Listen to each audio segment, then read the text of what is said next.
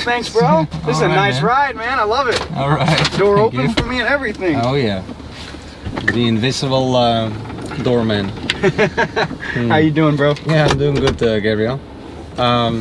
Let's see where you're going. We're going down Pine Corso Ridge. Palermo. Yep. All right. So Gabriel. Yes, sir. Do I have your permission to record our ride for my YouTube channel? Yeah, absolutely, man. Is that okay? It would actually be an honor. Oh, you don't know that yet.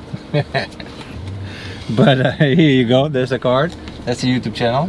No it's just. I'm gonna be on YouTube. Yep. Yo, that's awesome. That's so cool. That is so cool, man. All right. How long have you been doing this? A couple of months now. A couple months now. That's awesome. That's almost got 200 subscribers. Nice, man. Nice. It's a slow process. It's a slow process. You got to build up. It is. I had some friends when I was in high school and stuff, and they were into the video game streaming and stuff, and they slowly built up. But now, I swear to God, man, one of my best friends, he has 100,000 people that watch him almost on a daily basis. Well, I hope I never get that big. You never know, bro. You never know. You never know, my friend. You never know. But yeah, I the other day I had two guys in the car, and it was too dark for the camera, so I couldn't record it. But they had a fishing channel, and they had millions of subscribers. No way. Yeah. Yo, that's cool. Was it here? It was. I think that was Fort Myers. Fort Myers, okay. Yeah. Okay, yeah, Fort Myers is a little bigger. Yeah. That's cool. And yeah, if you do channel, but that's popular content. This is just whoever gets in the car, I have a talk, and I don't publish everything, but you know, some of it. If I thought it was a nice talk, then I'll publish it. Right? Absolutely. Yeah. Absolutely. And you know, the more you publish things like that, the things that you publish that you don't really even think like are gonna be something special end up being the ones that catch everybody's attention. Yeah, that's so true. 100%. That's so true. Yeah. 100%. It's always, you know, I've come to find out, I'm 22, man. I've come to find out that it's like that in life with like everything, man. When you least expect something or you're least prepared for something, that's when the thing is going to happen that you are not ready for. Takes you off guard, but throws you a curveball. It's almost always a bad thing for people, but it actually is a good thing. It's actually a good thing that something, 100%. Like, I work in a restaurant. I'm a server. Okay. So all day long, we're trying to prepare for a busy dinner service. Right. The one thing that we think, you know, okay, well, you know, we only have 60 oysters today for the whole restaurant. We're not going to have many people ordering oysters, so we only need to put like 2 or 3 little bottles of Tabasco sauce out. But then next thing you know, everybody decides to order oysters. Because they see it as somebody else's plate and they go like, 100%. That's a good idea. 100%. And so how did you solve that? Well, in that case, if you only have 60 oysters, after all 60's gone, you're going to be completely screwed and fucked. That's it. In the aspect of like preparing for like a dinner service, we put out plates with silverware on them. We put out bottles of Tabasco sauce for the oysters, soy sauces, bowls of Parmesan cheese for the pasta dishes, steak knives for the ahi tuna and the filet mignon, and ice buckets for the wines, and it's just setting up for everything. But the one thing that you choose not to set up or you forget to set up, that's exactly where you're going to need it. I promise you. It's just like my manager, dude. My manager, his name's Attilio. He's a really nice guy, but he's just very serious and very non-verbally outgoing. Okay. You know what I mean? Like to himself. Yeah. And you know, in a fancy restaurant down in Venetian Village where people spend, you know, like the total sales for the restaurant yesterday was like $60,000. Something like that. For all day long. But still, it was like $40,000 to $60,000. I can't remember exactly what it was. It was somewhere in that ballpark.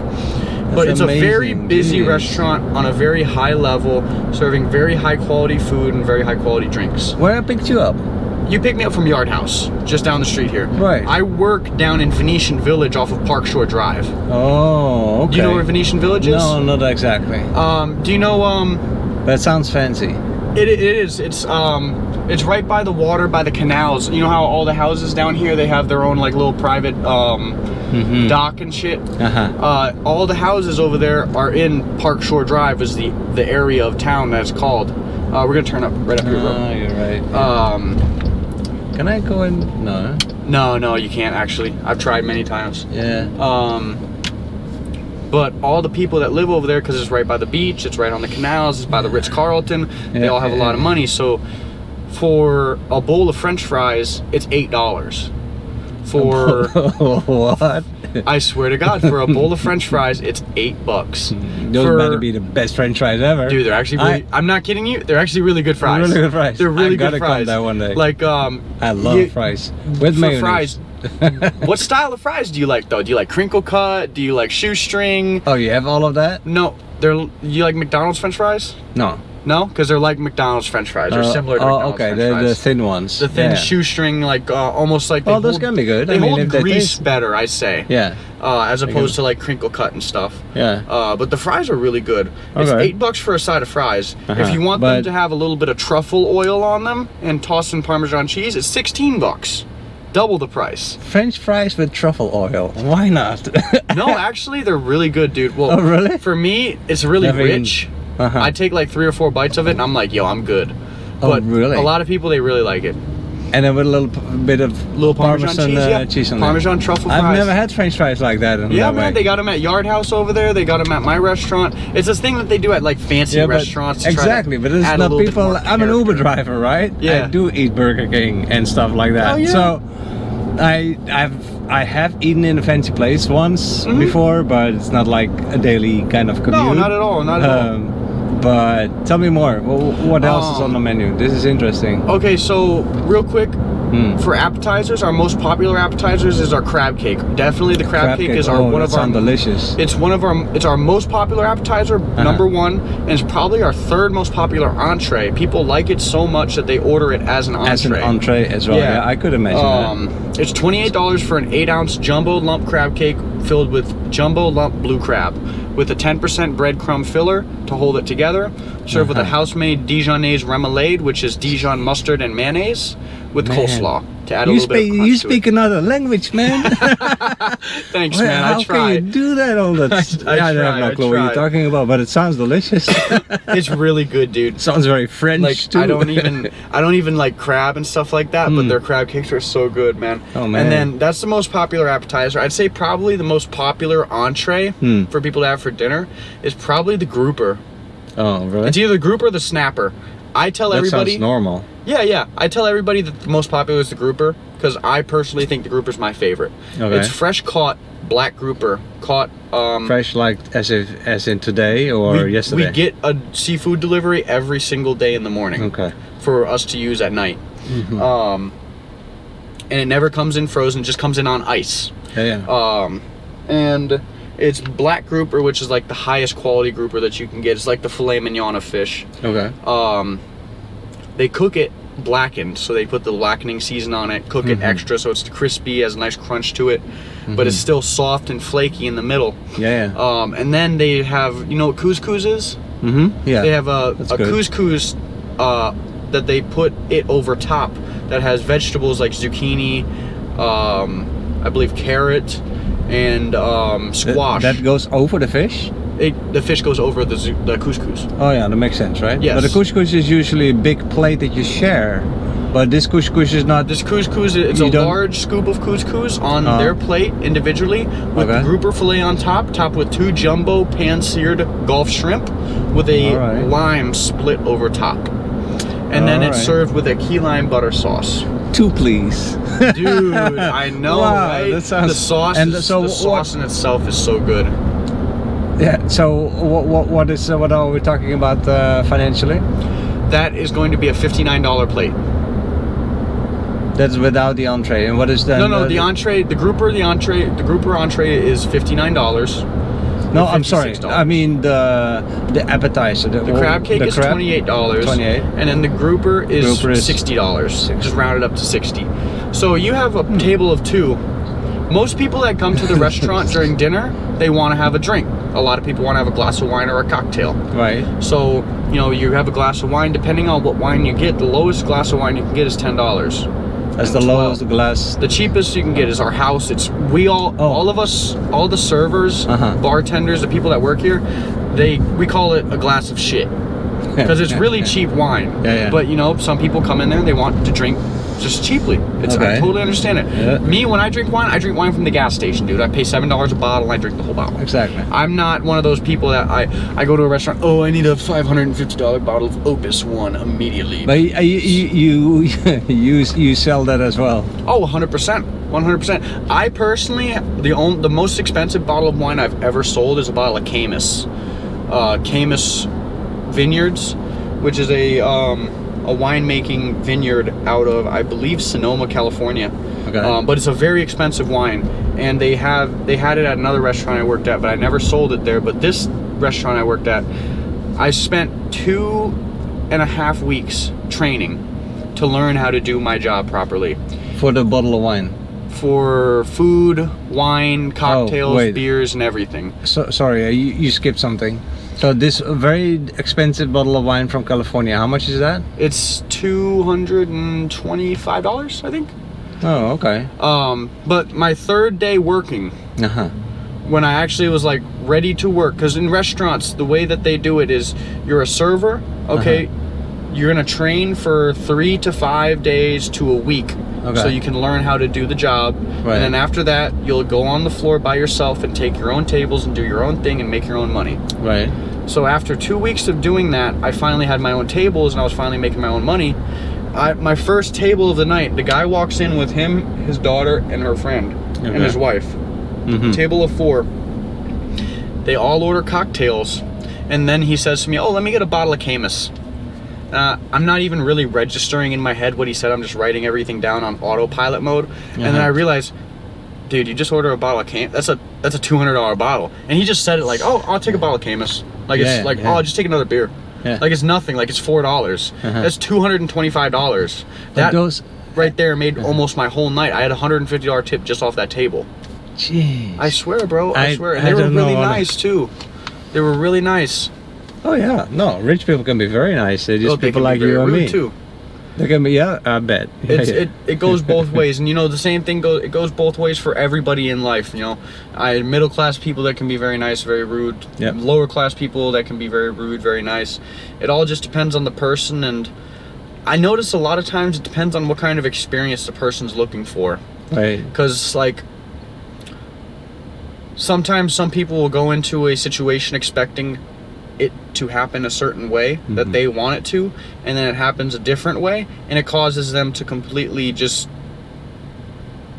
get upset and then take it out on somebody else. But ultimately it boils down to all these people come in here, they spend a lot of money on dinner. It has to be a nice dinner.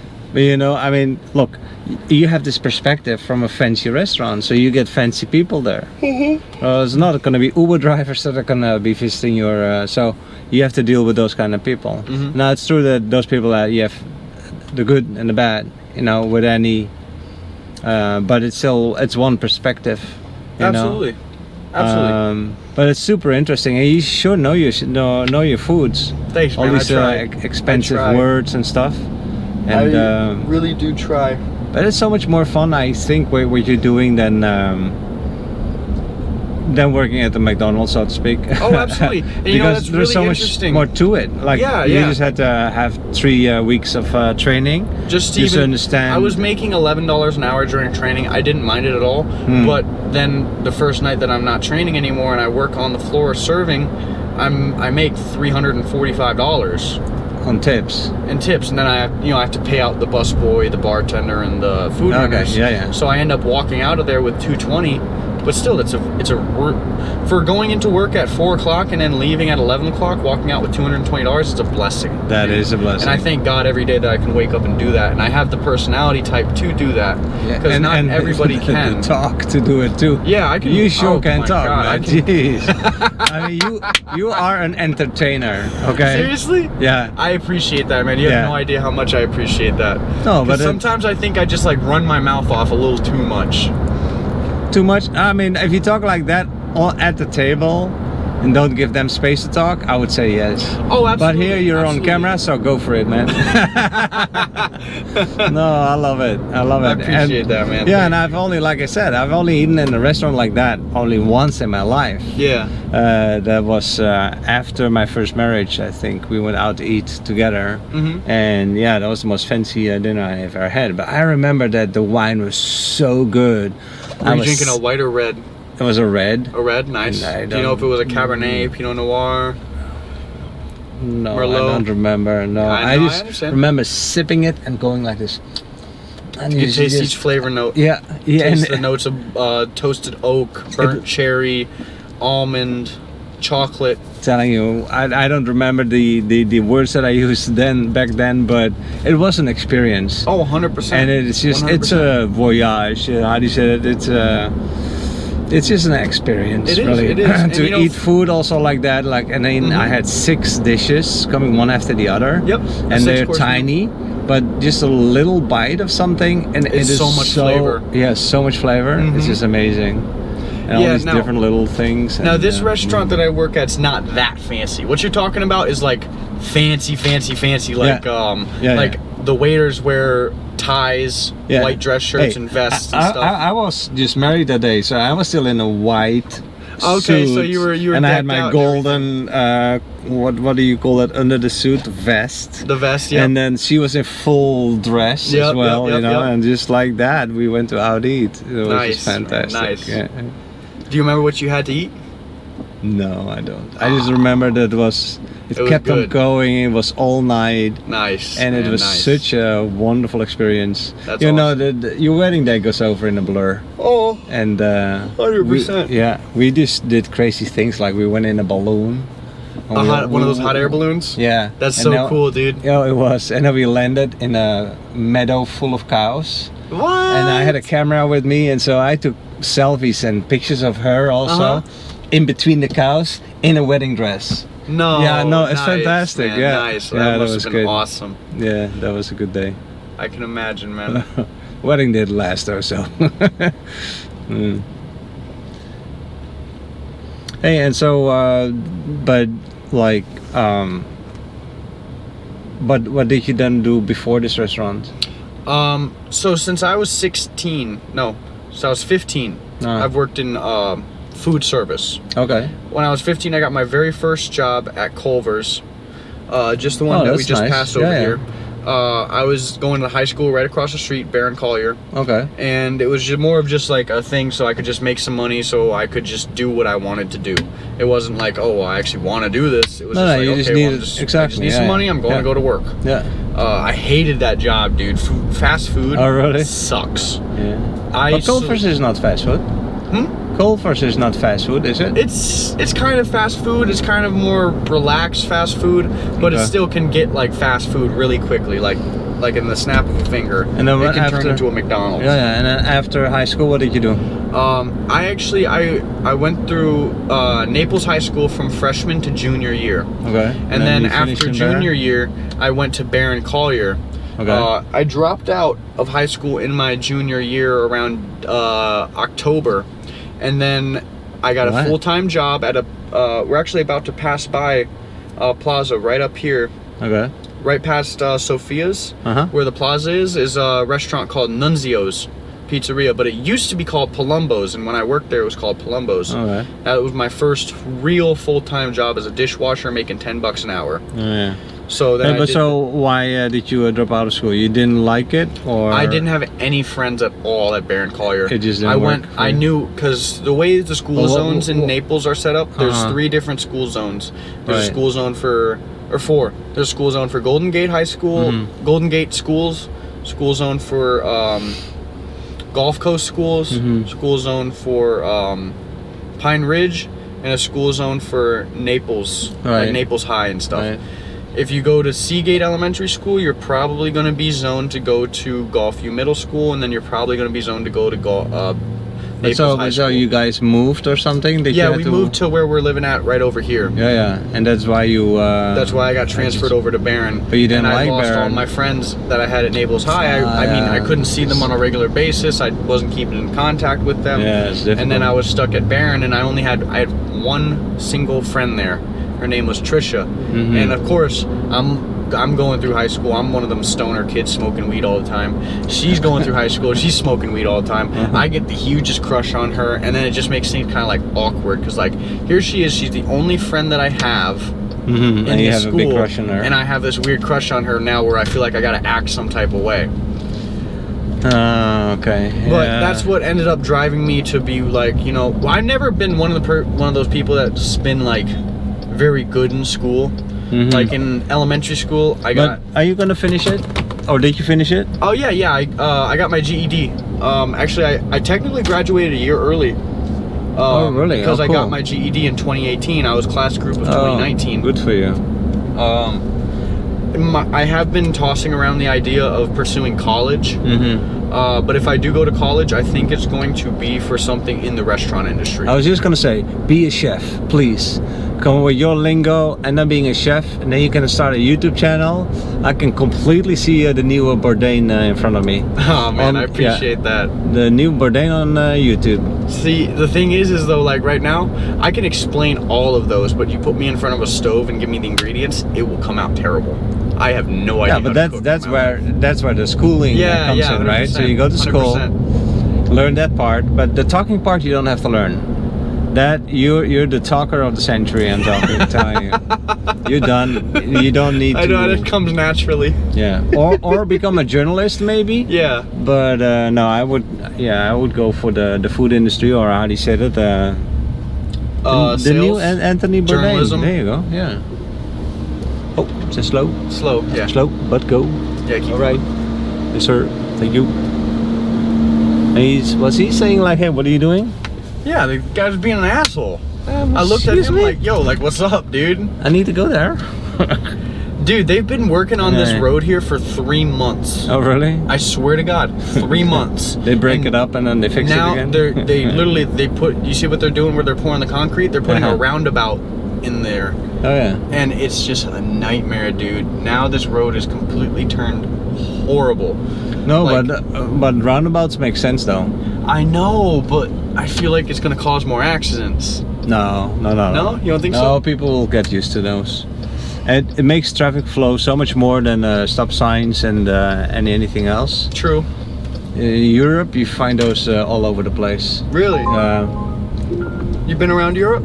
Well, I'm from the Netherlands. Oh, okay. And so, yeah, we have a lot around that, and it just flows better. Yeah. You know, but how's stop the Netherlands? and go is cold. It's flat like Florida, and it's cold like Europe. I heard they got a really good club scene over there. They do. Like you should go see Amsterdam raves. one day. Oh yeah. Oh, I heard they got some of the best ecstasy in the world over there. They do. Yeah, you got to see Amsterdam. Oh my God, I would love. Yeah. I'd love to go over there. Yeah. We're gonna go right here by the green truck there, bro. All right, man. Appreciate you so much, man. Well, this was a fun talk. I really enjoyed talking to you. Absolutely. Yeah, I learned some good Haute Cuisine, and absolutely, man. One day, who knows? We'll hope to see you there. Likewise, man. I appreciate you. It's been a pleasure, man. Yeah. Big one. Take care, Gabriel. You too, bro. All right, bye-bye.